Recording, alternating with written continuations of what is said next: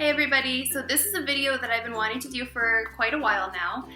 People ask me all the time, how do I pick out a wig when I know my hair is gonna fall out?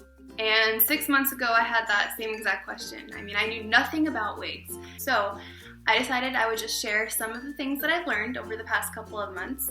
I am by no means a wig expert, but I do have a couple of tips that hopefully will be a little bit helpful to someone going through chemo right now. So the first thing I want to talk about is real hair versus synthetic hair. So I've had both. With real hair, it's nice because you can switch up the style whenever you want. You can have it curly one day or straight the next, and it's a lot easier to do that. You can also dye the hair when it's real, just like you would with normal hair. So there are definitely some good things to having real hair.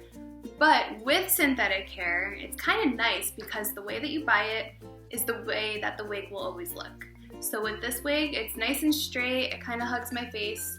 Even after I wash it, it's gonna go back to looking exactly like this, which is really, really easy, and especially when you're going through cancer treatment, it doesn't get any better than that. I mean, you don't want to be spending a ton of time on your hair when you're not feeling so good.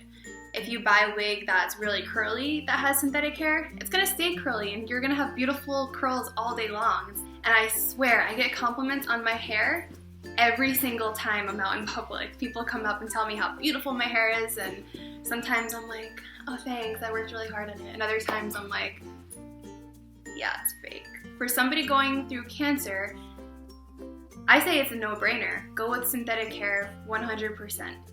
The second thing I want to talk about is long hair versus short hair. If you can pull off the short hair look, definitely go with that over long hair. They will last a lot longer because they don't have that friction of rubbing on your back or your shoulders. So with the longer wigs, they do kind of rub all day and it makes them look a little bit ratty after a while.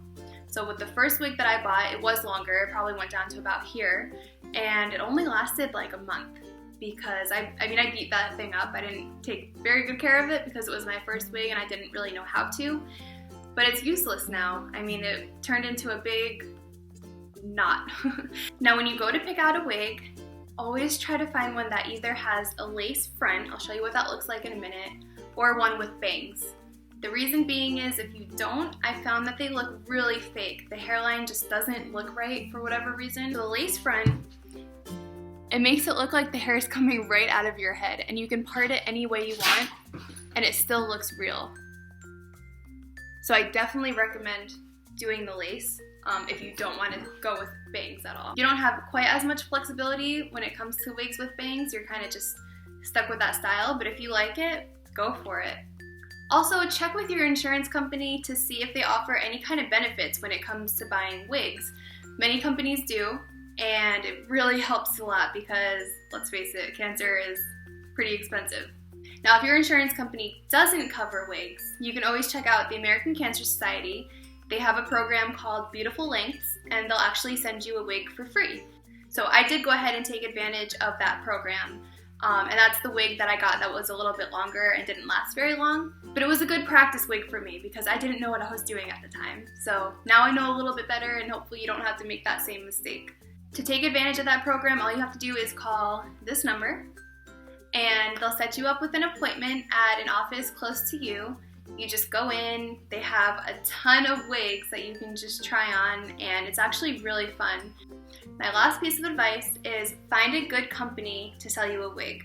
There are so many cheap wigs out there, and that might sound really appealing, again, because cancer is expensive, but they're not going to last you. Take my advice on it. I've bought like the $50, $60 wigs, and I don't even wear them anymore because they don't look good and they don't last very long. So it's worth just spending a little bit more money, around $200 to $300. Again, I know that sounds like a lot, but hopefully either your insurance company will help you out with that, or you can take advantage of that Beautiful Lengths program through the American Cancer Society. Now, just for full disclosure, I did get this wig from a company called Uniwigs because this wig fit my description perfectly. It's synthetic hair, it's nice and short, it has the full lace front, and I love the color. They put natural highlights in it so it looks real, and I get compliments on it all the time. So again, the company is called Uniwigs. I will put their information right here. And they were nice enough to offer a little bit of a discount. I'm not getting paid for this or anything, but they said if anyone wants 10% off, they can use the coupon code CRYS10. It's CRYS10 for 10% off. So the wig I'm wearing is called a Jenny Synthetic Mono Topper. And again, you can find that on their website. They also have a Facebook page and an Instagram page, so be sure to check those out as well. And if you guys can think of any other advice to give cancer patients for picking out a wig, leave them in the comment section below, because you never know who you might be helping. If you guys have any other questions or anything like that, I'll do my best to help you out. Anyone else going through chemo treatment right now that has lost your hair, stay strong, you got this, and just keep pushing through. Make sure you get yourself a nice wig though, it helps a lot. See you guys next time.